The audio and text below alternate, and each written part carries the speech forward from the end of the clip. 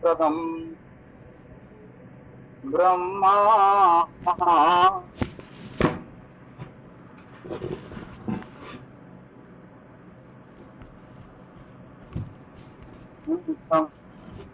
वेदम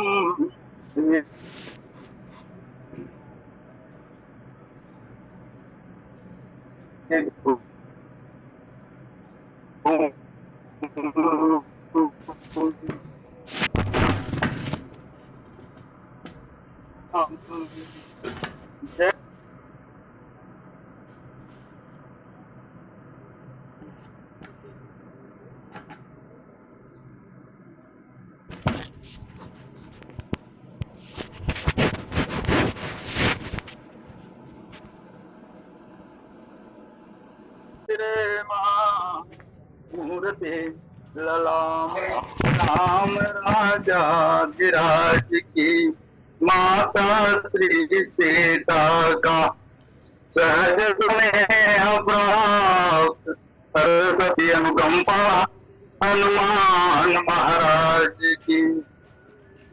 बोलिए गोस्वामी तुलसीदास जी महाराज की जय, सद्गुरुदेव भगवान की जय। बंदों पदरे राम किंकर महाराज की। बोलिए परम पूज्य सद्गुरुदेव भगवान की जय। भगवत कथा के रसिक श्रद्धालु श्रोतावृंद एवं श्रद्धामयी माताओं, परम आदरणीय पूजनीय विवृंद, पूज्य गुरुजन, आप सभी के पावन चरणों सागर प्रणाम, सागर नमन। श्री राम कथा सत्संग ऑनलाइन मानस संगोष्ठी में आप सभी का हार्दिक अभिनंदन है, हार्दिक स्वागत है। इस कार्यक्रम के प्रयोजक, संयोजक, संचालन करता श्रद्धेय पटेल जी का हृदय से अनुग्रही हूँ। आज हनुमत जन्मोत्सव के का पावन पर्व एक सप्ताह के लिए मनाया जा रहा है और हनुमान जी महाराज के चरित्र में बोलने का मुझे भी अवसर मिला है। इसके लिए मैं उसका हृदय से आभार व्यक्त करता हूँ। मेरे परम पूज्य सद्गुरुदेव युक्त श्री पंडित राम जी महाराज है, उन्हीं के विचारों को मानस मंत्र में रखने का प्रयास करता हूँ। आपके सामने एक सुंदरकांड की पावन पंक्ति में लेने जा रहा हूँ, टूटी फूटी भाषा में रखने का प्रयास करूंगा। कपि के ममता पूछ पर सबही कहो समझाई, तेल बोरी पट बांध पुनी पावक देहु लगाई। हनुमान जी महाराज सीता की खोज हेतु लंका की यात्रा करते हैं। सीता जी ज्ञानियों की दृष्टि में शांति की प्रतीक है। शांति सीता समानित आत्मा रामो विराजते। भक्तों की भाषा में मूर्तिमती भक्ति है। चाणुजशीय समेत प्रभु राजत परन कुटीर भगत ज्ञान वैराग्य जनुष्टोहत धरे शरीर। कर्म कांडियों के लिए श्री सीता जी आदि शक्ति है। आदि शक्ति जग उपजाया सो अवधि मोह क्या पाया। पद के पति के लिए श्री सीता जी वात्सल्यमयी करुणामयी परंपरा है। जनक जग जन्म जान की अत्यंत करुणा निधान की, ताकि युगपत कमल मनाऊं व्यास कृपा पाऊं। वेदांत की भाषा में तुरीय अवस्था है। पुराणों की भाषा में श्री सीता जी श्री लक्ष्मी है। आप जिस किसी रूप में स्वीकार कर सकते हैं। हनुमान जी महाराज सीता की खोज हेतु लंका नगरी की यात्रा करते हैं। हनुमान जी महाराज समग्र ज्ञान, भक्ति, कर्म और ध्यान योग के आचार्य हैं। शंकर सुवन के रूप में वे भक्ति योग के आचार्य हैं। केसरी और रंजना के पुत्र के रूप में ध्यान योग के आचार्य हैं। पवन नंदन के रूप में कर्म योग के आचार्य हैं। और गोस्वामी जी महाराज कहते हैं कि ज्ञान योग के रूप में भगवान राम सीता के भाव हैं। प्रथम लिंक में आप सब आचार्य प्रभु श्रद्धेव वर्मा जी से कथा श्रवण कर रहे थे, उनके चरणों में सादर प्रणाम करता हूँ।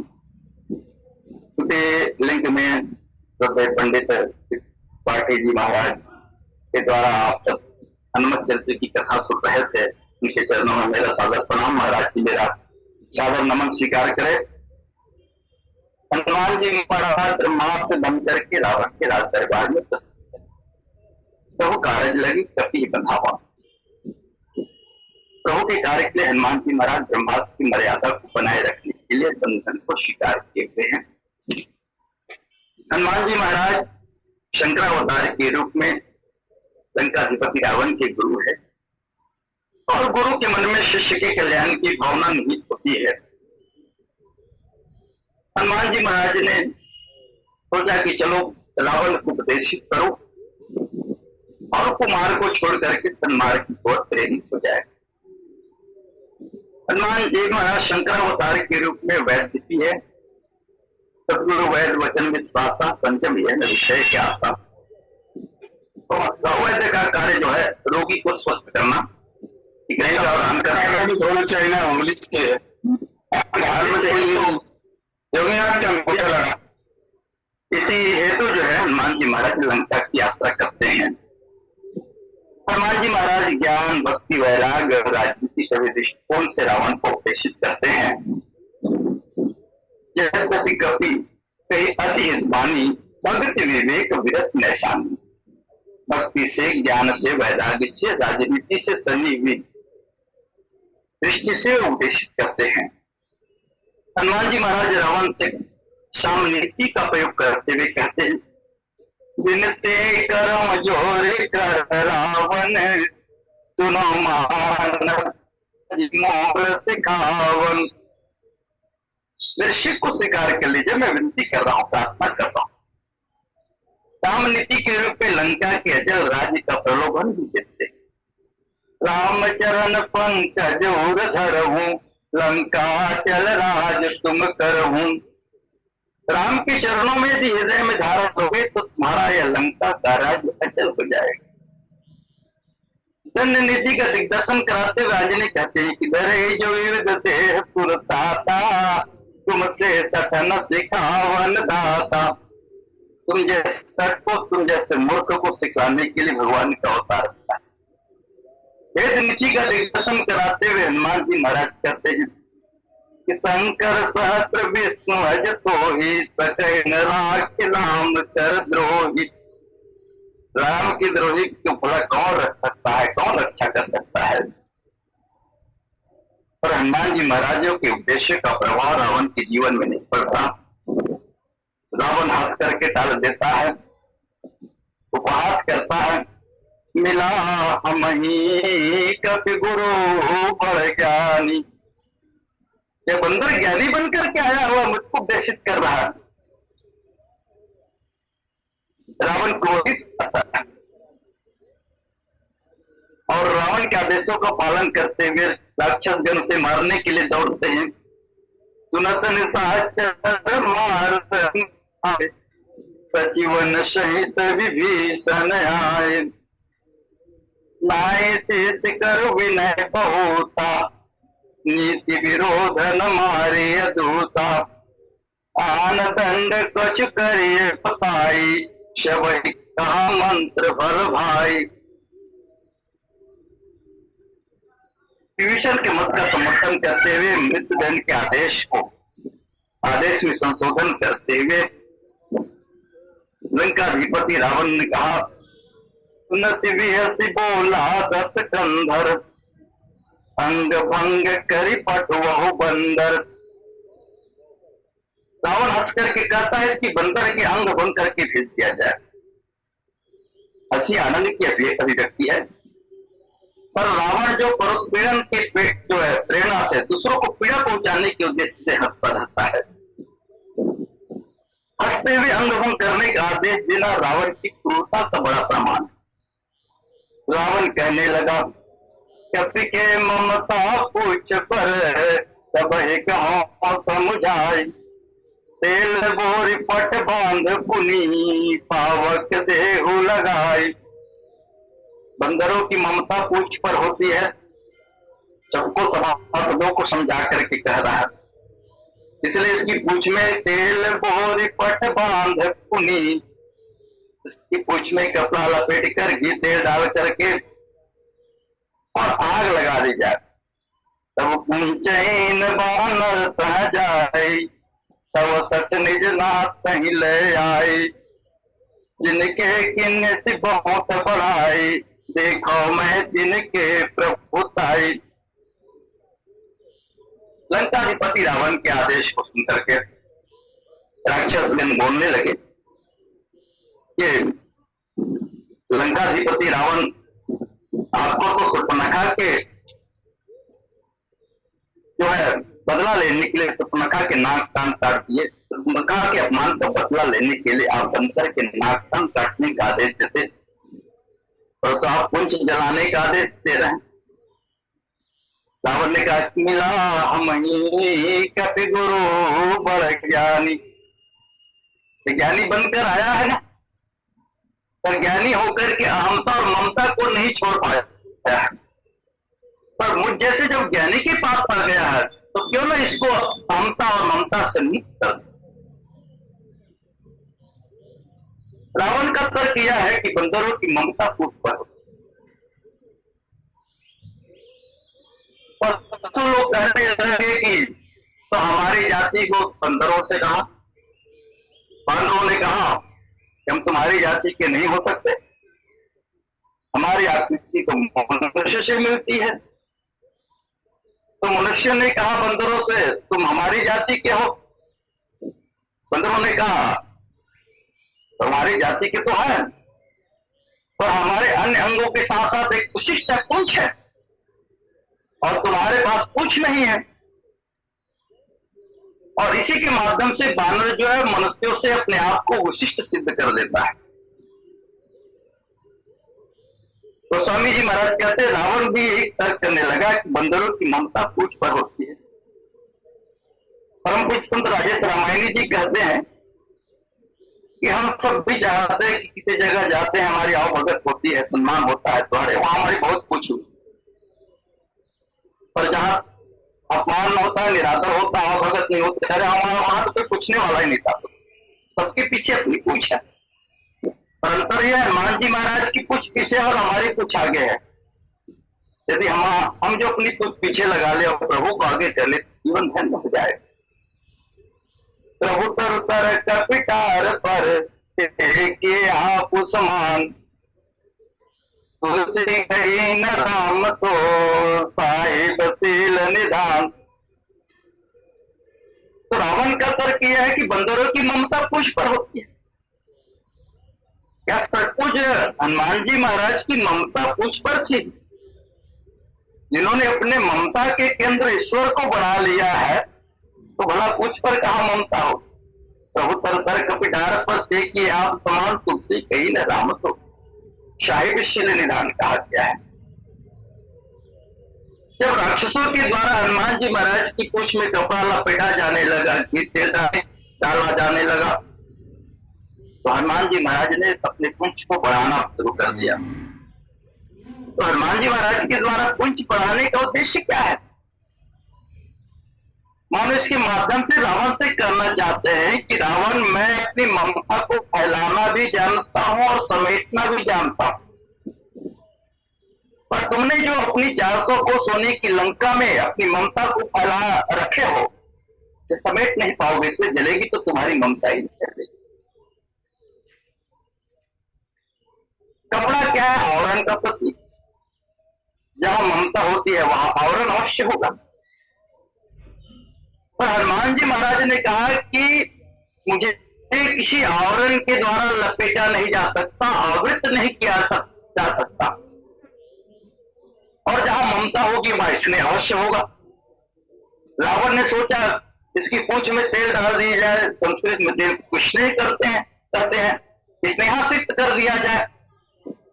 और हनुमान जी महाराज ने बता दिया कि न तो मुझे कोई आवरण लपेट सकता, आवृत कर सकता है, न सांसारिक स्नेह से सिक्त हो सकता है। और जब लंका नगरी के प्रत्येक घरों का घी तेल कपड़ा समाप्त हो गया, तो हनुमान जी महाराज ने अपनी पूंछ को समेट लिया। मानो हनुमान जी महाराज कहते मैं ममता को फैलाना भी जानता हूँ, ममता को समेटना भी जानता हूँ। सदगुरुदेव पंडित रामकिंकर जी महाराज कहते हैं कि असीम ममता मुक्ति का हेतु है और ससीम ममता बंधन का कारण है। कवि पूछ चूड़ामणि पूज्यपाद गोस्वामी जी महाराज लिखते हैं कि कपि के ममता पूछ पर सब ही कहो समझाए, तेल बोर पट बांध पुनी पावक देहु लगाए। ये रावण की कूटनीति है। पूछ में आग लगा दी जाएगी, या तो पूछ जल जाएगा, अपने स्वामी के पास जाएगा, फिर वापस लौट करके नहीं आएगा, इसका स्वामी भी नहीं जाएगा। कुंचीन बानर तह जाई तब सटनिक नाथे ले आई, जिनके किन्ने से बहुत बड़ाई देखो मैं तिनकी प्रभुताई। या ये बंदर जो जल करके राख हो जाएगा। रावण ने सोचा कि 10 दिग्पाल जो है सभी जो है मेरे वश में है, कर जोरे सूरज चित भी न होता, विकट विलोकत सकल सभी था। रावण की दृष्टि में अग्नि जल है, पर अग्नि तो चैतन्य है, तो भगवान तो सर्वसमर्थ है। तो चेतन कह जड़ करही, जड़ ही करे चैतन्य। अस समर्थ रघुनायक धन्य। बना दे चेतन करते ऐसे हमारे प्रभु श्री राम है और उसके परम भक्त परम दूत हनुमान जी महाराज है। तो कपि के ममता पूछ पर सब ही कहे समझाई, तेल बोरी पट बांध पुनी पावक देहि लगाई। कुछ जलाने के पीछे नगर में परिभ्रमण कराया गया, लात से प्रहार किया गया, संत का अपमान किया गया, कुछ में आग प्रज्वलित कर दी गई। निबुक चढ़े कपि कनक अटारी। निबुक हो गए हनुमान जी, अपने आप को छोटा बना लिया, ब्रह्मास्त्र के बंधन को जो है ढीला हो जाता है, ब्रह्मास्त्र का बंधन दूर हो जाता है। भक्ति योग का आश्रय देते हैं। विशाल परम हरवाई मंदिर से मंदिर चढ़ाई। यही विशाल है पर हनुमान जी महाराज हल्के है। ये कर्म योग है तो करे, पर उसमें भारीपन न हो, कर्तृत्व का अहंकार न हो। तो स्वामी जी महाराज कहते हैं चारा नगर निमिष एक माही, एक विभीषण कर गृह नाही। एक क्षण में एक निमिष में सारी लंका नगरी जल करके राख हुई। एक विभीषण कर गृह नाही। विभीषण का घर क्यों नहीं जला?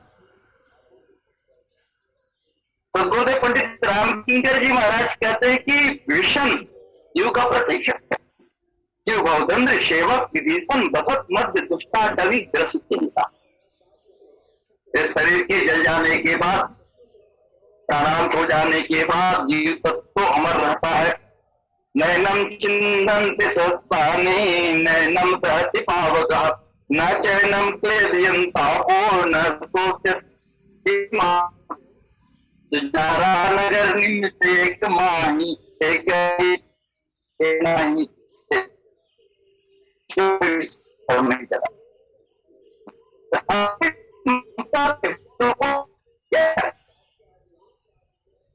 गुणी ममता, रजोगुणी तमोगुणी ममता।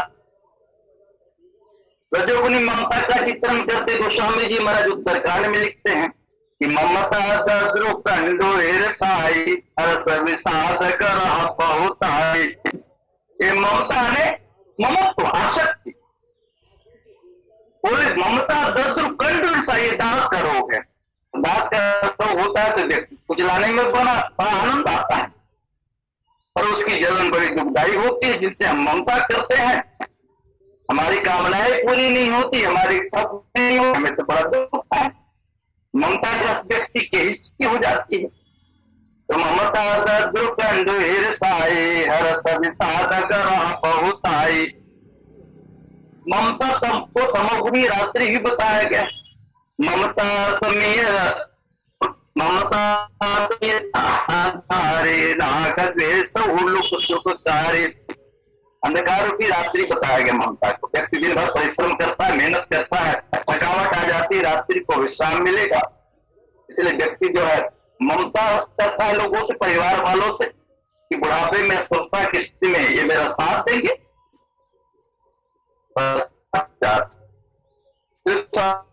संसार वाले छोड़ देंगे, उससे पहले तो उसका साथ छोड़ और भगवान के नाम में अपना हाथ रख ले। भगवान ममता की करो, ममता रामसो की ममता, या तो ममता का परित्याग कर दो या ममता को श्री राम के चरणों से जोड़।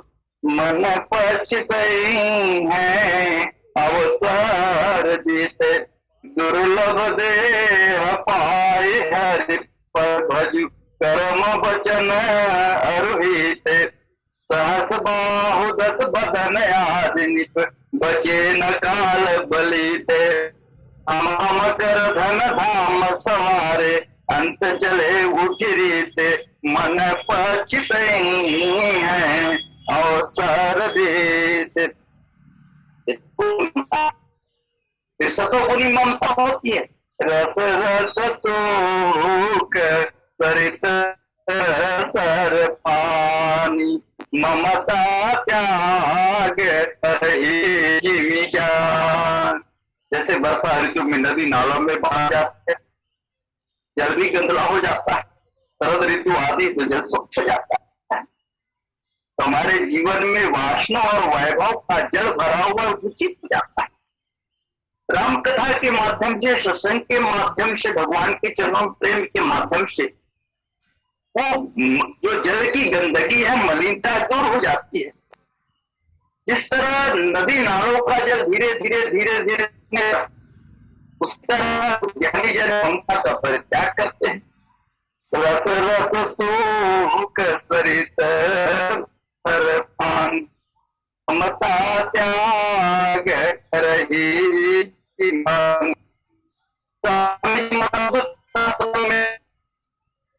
ममता की व्यर्थता को लेके आया। ममता रत सन ज्ञान कहानी, अति लोभी सन विरति बखान। ममता व्यक्ति से, ममता से ग्रस्त व्यक्ति के सामने ज्ञान की बात कहना बेकार है। और ज्ञान की बात जब सुन लेगा तो ममता दूर हो जाएगी, ममता विनष्ट हो जाएगा। लक्ष्मण जी महाराज ने परशुराम महाराज के ममता पर तीव्र प्रहार किया है। बहुधन है तोरे लड़काई, कब हुन हसेरे से किन्न गोसाई।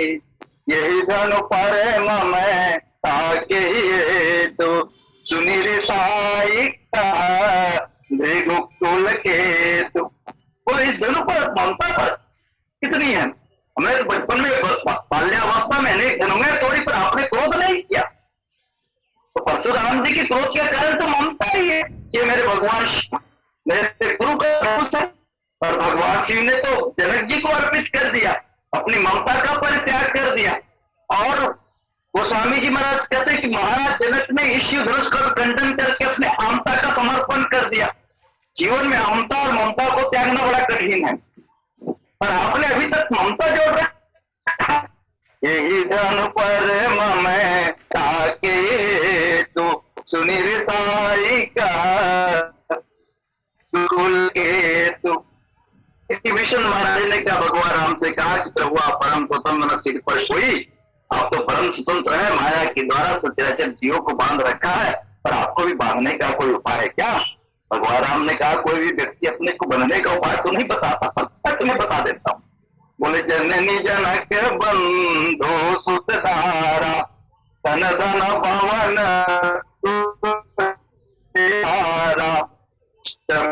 ममता ताग बटोरी, मम पद मन ही बांधी भरे डोरी। ये ममता की रस्सी अनेक टुकड़ों में बटी हुई, फैली हुई, चारों तरफ फैली हुई।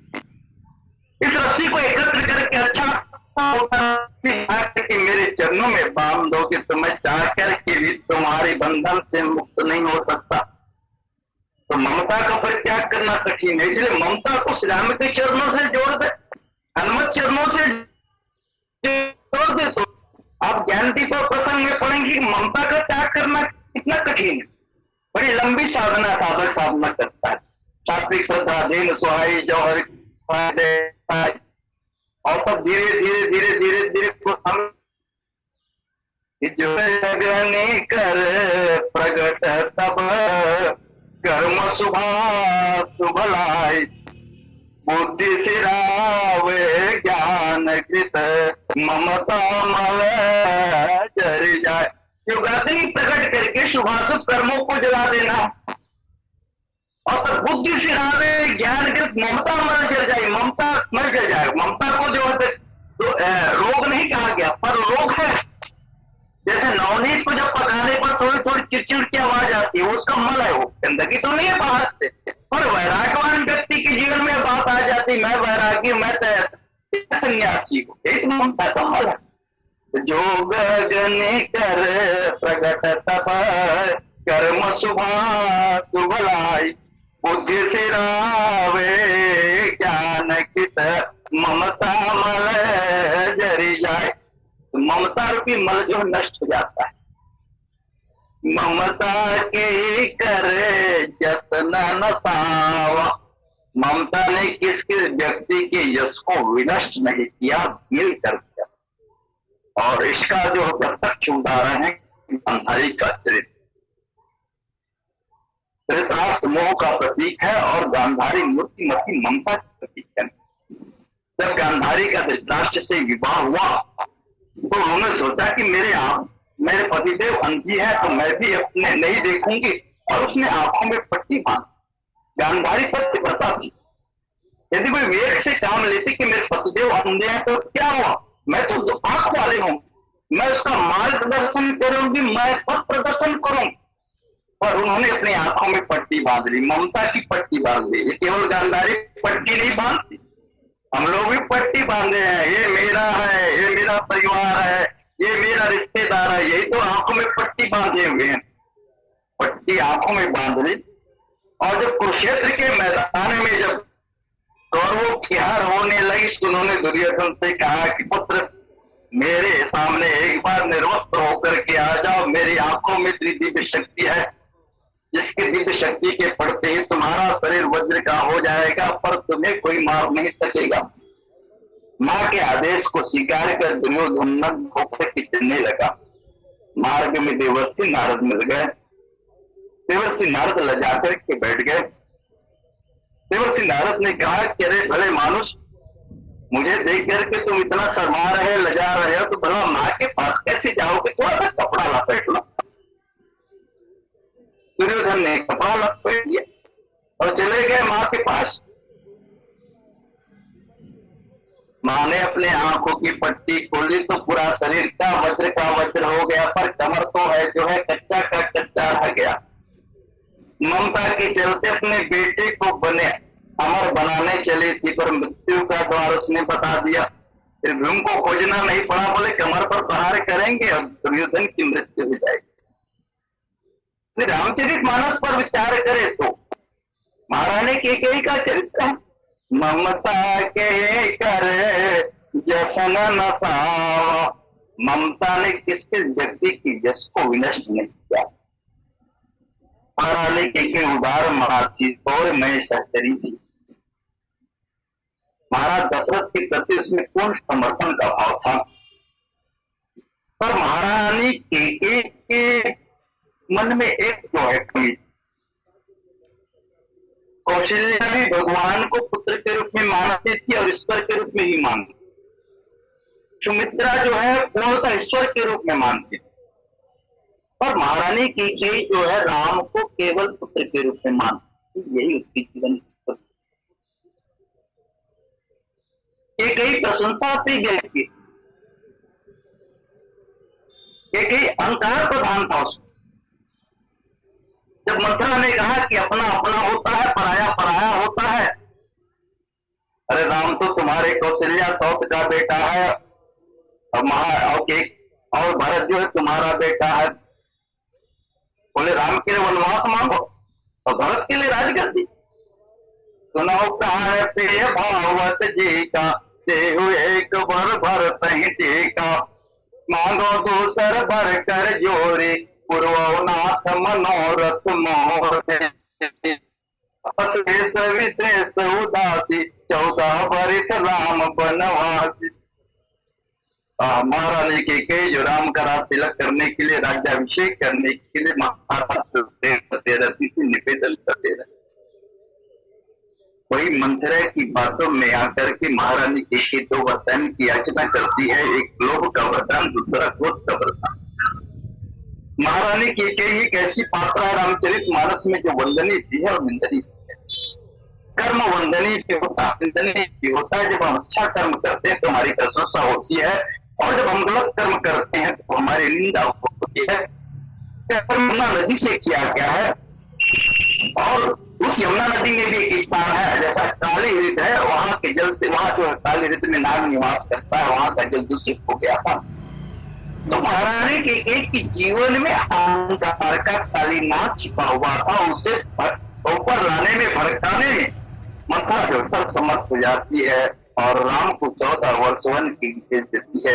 भूत प्रात मुनिवेश धरी जौन राम बन जाए, मोर मरण राउर अजस, मोर मरण राउर अजस।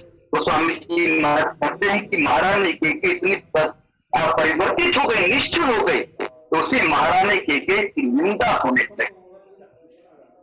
तो पूरी तरह से फटकार दिया अपनी सभी भात खुलना था। तो ममता के कर जसन नसावा, लंकाधिपति रावण कहता है कि ममता पूछ पर सब ही क्यों समझाए, तेल बोरे पटे पुनी पावक दे लगाए। बोले बंदरों की ममता पूछ पे होती है, हनुमान जी ममता पूछ पे, अरे नहीं नहीं, ब्रह्मांड राममय उनके जीवन में। तो वही कह समझाया, तेल बोरी पट पुनी पावक दे लगाए। बोले कपड़ा लपेट कर ये डालकर जो आग लगा दी और जल करके जो राख हो जाएगा। अच्छा, हनुमान जी महाराज ने लंका दहन क्यों किया? लंका नगरी को जला करके भस्म क्यों कर दिया, राग क्यों करता है? बहुत प्रश्न इस प्रसंग का। हनुमान जी महाराज शंकर अवतार है, विश्वासा अवतार है, महाकाल भगवान शिव के अवतार है, सदगुरु है, वचन विश्वासा सदगुरु है, त्रिभुवन गुरु है। उन्होंने देखा विराट के हृदय में लंकाधिपति रावण के रूप में राजरोग हो गया, जो पूरे संसार को व्यथित कर रहा है। तो उस राजरोग को कैसे विनष्ट किया जाए, और उस राजरोग को विनष्ट करने के लिए औषधि बनाना है, दवा बनाना है, तो बहुत मात्रा में स्वर्ण चाहिए, गोल्ड चाहिए, और बहुत रात मात्रा में गोल्ड तो लंका में ही मिल सकता। तो इसलिए लंका नगरी को जला करके हनुमान जी महाराज भस्म बनाते। आप जानते हैं कि एक रस होता है, भस्म रस होता है, चंद्रोदय मृगा रस कहा गया है। उसका निर्माण जो है सोना होता है, सोना को जला करके भस्म बनाया जाता है, राख बनाया जाता है, फिर इसमें गंधक मिलाया जाता है, फिर उसमें पारद मिलाया जाता है, और फिर एक औषधि का निर्माण होता है। उससे राज यक्षमा रोग दूर हो जाता है, बड़ा सा बड़ा असाध्य रोग दूर हो जाता है। तो हनुमान जी महाराज ने सोचा कि विराट के हृदय, विराट मान कौन नाम है, तो उसके हृदय में तो रावण भी है, तो रावण के राज रोग से वो ग्रसित हो चुका है। तो उस रोग को दूर करने के लिए, तो रोग को विनष्ट करने के लिए हनुमान जी महाराज लंका दहन करके मृगांत रस, चंद्रोदय मृगा रस बनाते हैं, और इसलिए हनुमान जी महाराज लंका दहन करते हैं। इन शब्दों के साथ वाणी को विराम। बोलिए श्यावर रामचंद्र जय, बोले श्यावर रामचंद्र भगवान की जय। आदरणीय श्री यादव जी को हम जरूर सुने थे, कभी के ममता पूछ पर सभी पहुंच समझाया। इस आधार पर, दो ही आधार पर श्री चरित्र, बहुत बहुत धन्यवाद। भगवान विचार करता है कि बंदा जाति मूर्ख होती है, बेकार अंग जो पूछ होती है उस पर इसकी बड़ी ममता होती है। तो देखो, कहीं पूछ काट न देना, इसकी पूछ जलाओ। जलाने की विधि बताता है। इस भांति वध का घोरतम उपाय अंग भंग के प्रयास से बचाना है। इसका कारण है कि रावण अपने मंत्र से राज्य करता है, किसी की सुनता नहीं। राजा को मंत्री चाहिए, इसलिए मंत्री है। मंत्री के साथ बैठे हैं, कि हम लोग फिर इनके पवन की पूर्ति करने के लिए इनकी सेवा में है। अतः स्तुति करें सुनाई सुनाई, पर यहाँ सब मंत्रियों की सम्मति विरुद्ध हो गई। फिर भी वह अपनी बात रखता है, कहने के लिए हल मन की आज्ञा देता है, परंतु वस्तुतः वह अति यातनामय वध दंड दे रहा है। लेकिन ऐसा करता रावण ने अपने लिए अपने ही राज्य का विनाश किया। रावण कहता है कि ऐसी पूंछ जलाओ कि कुछ भी शेष न रही। जिस वस्तु पर ममता होती है उसके वियोग से प्राणी दुखी होता है। इसे जब पूंछहीन होने का दुख होगा तो यह स्वभाव से सट है, जाकर निश्चय ही अपने मालिक को लेकर अपनी पूंछ का बदला चुकाने के लिए आना। यह रावण की दृष्टि है। इसका पुरुषार्थ तो देख लिया गया, अब इसके मालिक को पुरुषार्थ देखना है। उससे यह जाके यह अति काल डराई पाई जा माया चर्चा बड़ी प्रशंसा करता है। अब उसका पुरुषार्थ देखना है। तुम लोग जानते हो कि मुझे सदा प्रतिभट से युद्ध करने की इच्छा ही रही, और वह कहीं कोई मिला नहीं, क्योंकि रण मद मत फिर जग भावा प्रतिभट भोजन करो न भावा। एक इच्छा रावण की इसका